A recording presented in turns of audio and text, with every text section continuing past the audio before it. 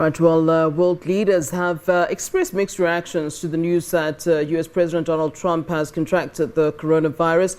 The 74-year-old statesman revealed via Twitter that he and his wife Melania tested positive for the virus and were already in a 14-day self-isolation at home.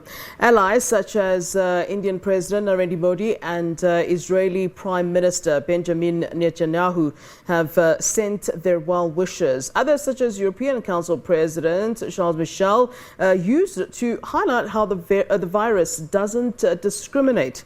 There are concerns about the fact that the U.S. president was in contact with many people over the past week, which could have serious implications. Trump, who has tested regularly for the virus, has held rallies with thousands of people in recent weeks in the run-up to next month's election, despite warnings from public health professionals against having events with large crowds. The First Lady, who often accompanies Trump on his campaign events, appeared with him at the recently concluded presidential debate in Ohio. Trump's positive test caps a months-long response to the virus, the seriousness of which he has consistently underplayed. All right, then let's get more reaction. Then we're now joined by our correspondent in New York, Sherwin Bryce-pease. Always a pleasure, Sherwin. A very good afternoon to you. Good afternoon, Flo. I mean, the irony really of it all, Sherwin, the one world leader who really has downplayed the seriousness of the coronavirus. What is the latest information you have for us on the president this afternoon? One of three world leaders, in fact, if you look at some of the world leaders that have contracted this virus, it's Boris Johnson in the UK, who was admitted to hospital, had to go on a ventilator, had very serious symptoms, had also downplayed the veracity and the devastation of this virus in the early days. Jair Bolsonaro of Brazil, of course, also famously contracting this and isolating for 2 weeks. And now President Trump. We are getting reports from conflicting reports, let's put it that way, from the White House doctors saying both are well at this time. Flo, they will remain at the White House during their convalescence, but we are now seeing U.S. media reports saying that the president is showing mild symptoms. In fact, he was lethargic at a fundraiser in New Jersey yesterday and is now showing mild symptoms. And the concern here is that, as you correctly point out, this is a 74-year-old. He's in that high-risk category. He is not necessarily the healthiest individual. He is medically obese, which means that is in itself an underlying condition. They've also been very secretive about the president's quarterly checkups at Walter Reed in terms of what he's being treated for. So we don't know what other underlying conditions the president will have. Of course, has been traveling heavily around the country, was at a debate, presidential debate on Tuesday with a 77-year-old Democratic rival, Joe Biden. We understand that the Trump campaign had not even informed the Biden campaign of these developments. Joe Biden tweeting a short time ago, Jill and I send our thoughts to President Trump and Melania and pray for a swift recovery. We will continue to pray for their health and safety of the president and his family. But really a huge bombshell breaking at about 3 a.m. U.S. time here, Flo. And Americans today, remember, we are in different time zones across these United States, many of them just waking up and getting this news. And of course, there are market implications and all sorts of implications in the midst of an election that we can certainly get to. Now, you know, people are really quite concerned. You look at the fact that, as you said, Trump is someone who's getting tested regularly.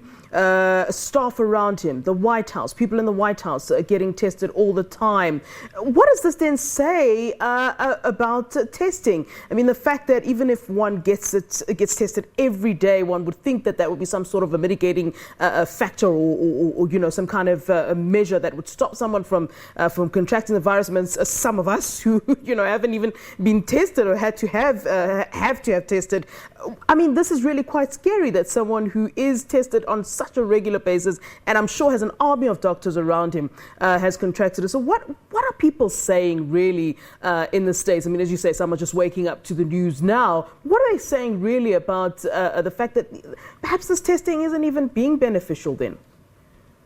Well, testing is beneficial insofar as it gives you a snapshot at a particular time as to what is actually going on inside your body. But the minute that test is done, the minute that result is in, it's you all go back down to zero again and have to start from scratch. So testing every day is a mitigating factor, but it's certainly not a silver bullet. It's not as effective as a mask would be, as washing your hands would be, as social distancing would be. And this has been the fight within this White House, within the coronavirus task force, where public health officials, the head of the CDC, Dr. Fauci, have been pushing this narrative that wear a mask and social distance. But this has been a president that now for months has equivocated on wearing masks or not. He might like it one day, he might not like it the next day. And this supporters have been doing, especially at those super spreader events at his rallies. Just this week in Minnesota, the president was at a rally in Minnesota. Just this week, he was on a debate stage with his rival. I mean, imagine if they both contracted coronavirus and the implications that would have on the governing of the United States.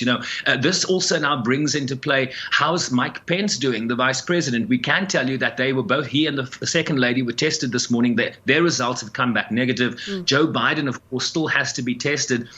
So what does that mean for the role of Nancy Pelosi, who is third in line as Speaker of the House, third in line in the succession in the United States? Perhaps too early to be talking about that. But she was on the morning shows this morning, and she said this, Flo, if I can share that with you. Yeah. She said this was a prayerful moment for the country. But she also said that maybe this is a pivotal moment to take us to another place where science and not politics leads the way. And that's been the debate. This coronavirus pandemic has been politicized because we are in the midst of a election year, and it has had a devastating impact on the U.S. economy, like it has had on economies around the world. And that has been the big concern for this president, the state of the economy and how that would reflect on his chances for a second term. And that really has muddied the waters here. So as Nancy Pelosi says, this might be a pivotal moment to take us to another place. I don't think anyone can disagree with that. I mean, you touched on this, and I'm really interested to see as the hours progress what sort of diehard Trump supporters, if we can call them that, are now saying, given that, Trump has tested positive. You talk about masks. Some of these people have said some of the most obscene things about why they don't want to wear masks, why they shouldn't wear masks. I mean, the fact that Trump has underplayed this and himself and often saying that he doesn't really want to wear masks and so forth. I wonder, is there any reaction yet from Trump supporters, although they quite mum at this point, because they've very clearly been proven wrong about the issue of what they said, why they wouldn't wear masks? Some of the criticism that I'm hearing at these early stages, Flo, is an attack on the media, right? You'd expect that because they're criticizing the media for sort of gleefully reporting on this. When this story, let me just tell you what happened before we actually learned that the president was positive here. It broke late yesterday night that Hope Hicks, the top communications aide, very close to the president, travels wherever he goes, doesn't wear a mask, travels on Air Force One, on Marine One, in that confined space where air is recirculated. There's a shot of various aides, including Jared Kushner, walking onto Marine One as the president was getting on, none of them wearing masks. So the attack is going to be that the media is gleefully covering this. This is what they always hoped for. This now bolsters what we've been saying in terms of following public health epidemiological advice in how to grapple with this virus. Look, a lot of people are concerned. This is the president of the United States. The president is 74 years old. This is a high-risk age category in terms of coronavirus. So I think his supporters and people that support this president are very concerned. What are the implications of this? We are already into an election. Millions of ballots have been cast in early voting, and at the top of that ticket is the name Donald Trump. Will his name still be at the air on those ballots at the end of this? Will he survive this? These are some of the questions. And of course, the implications of that is, will Mike Pence then become the top of the ticket if something were to happen to the president? What does this mean for the U.S. economy moving forward? There's so many unknowns when the president of the United States becomes ill. But right now, the White House doctor is saying that they remain at the White House and that they are both, he and the First Lady, doing well at this time. That, of course, can change at any moment. And on the point of elections, I really want to talk about Trump's campaign. I mean, it's what, 30 days to elections. He's now having to be in isolation with his wife for half of those days. What is it, 14 days, 15 days in isolation? Do we have any sort of early indications at this point about, what would then happen to his election campaign, the election trail? I mean, 14 days is a lot of time to lose when you're so close to the elections, and I wonder if that might mean that the Republicans would then have to start panicking at this point. Look, it's going to have to come out of the White House where we go from here. I can tell you what's happened. What was supposed to happen today, Flo, is he's supposed to fly down to Florida for campaign events down there. And then he had a full schedule this weekend. He's supposed to fly to Wisconsin, which is one of these big Midwestern swing states that are very pivotal to Trump's network of states that he's required to make up the numbers he needs in the Electoral College and in so doing win a second term. So immediately those campaign events have been thrown into doubt. He has to quarantine at the White House. But it's not just the president that has to quarantine. He has come into contact with his national security advisor. He's come into contact with various members of his family who serve in the White House. He's come into contact with various campaign staff. We understand that the Republican national chair of the Republican Party, Ronna McDaniel, who was last seen with the president on Friday, she too tested positive for coronavirus this Wednesday. Who has the president come into contact with?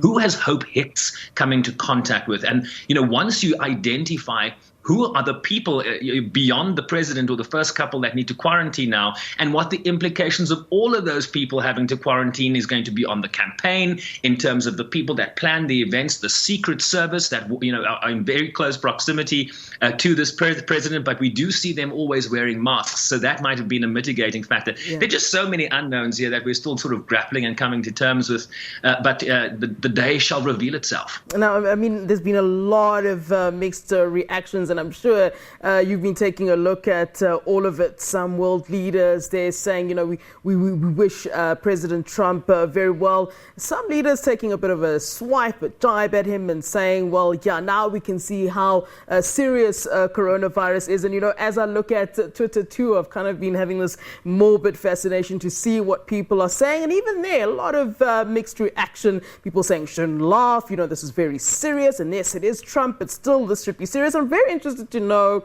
what the popular commentators in America are saying this afternoon. I mean, I can only just think about what the SNL producers are already thinking in terms of, a skit about all of this. I'd really like to know what is the general sort of reaction. I don't know, I shouldn't laugh, but, what are they saying in terms of what's, the news that's just then sort of come out? And I'm sure we'll get to hear more as time progresses. The little bit that I've seen so far is that, people who have been very critical of this president are also, you have to mitigate your criticism when someone has contracted this virus. Yeah. We don't know how, where this is going to lead and what the implications will be. So people are very concerned. They've been expressing their hopes that, this will be a short-lived experience, that the president and the first lady and the first couple will recover quickly. But there's also an element of we told you so. We told you to wear a mask. Why were you joking about the fact that Joe Biden likes to wear a mask? I mean, this would become a rallying cry at various of his campaign events, sort of mocking Joe Biden for wearing a mask. And here he is the one that now has to suffer the consequences of this. So there is probably a sense of small satisfaction. I mean, you can hear it in what Nancy Pelosi said, that maybe this will be a pivotal moment to take us to another place. Maybe this is the lesson that Donald Trump needed to learn in terms of how he changes and recalibrates the way he talks about this virus. Remember, this is a person that has talked about this virus simply going away. He keeps talking about how the states should open, the schools should open, that we need the economy open. And the experts are, of course, saying that before you can have the economy flourish, Flo, you must address the public health emergency. And so his downplaying over months and months is probably going to reduce the level of sympathy he would have received if he had done what the science had been telling him to do. So it's a very complicated time for for the United States. And I think people are also being very wary of being too critical at this time, given the health implications for someone who is medically obese and 74 years old and at very high risk at this point. But as you correctly point out, as a team of doctors has the very best access to everything. So hopefully we can see light at the end of the tunnel before it's too late. All right, Sherwin, always a pleasure. Thank you very much, as always, correspondent in New York. Many thanks, Sherwin.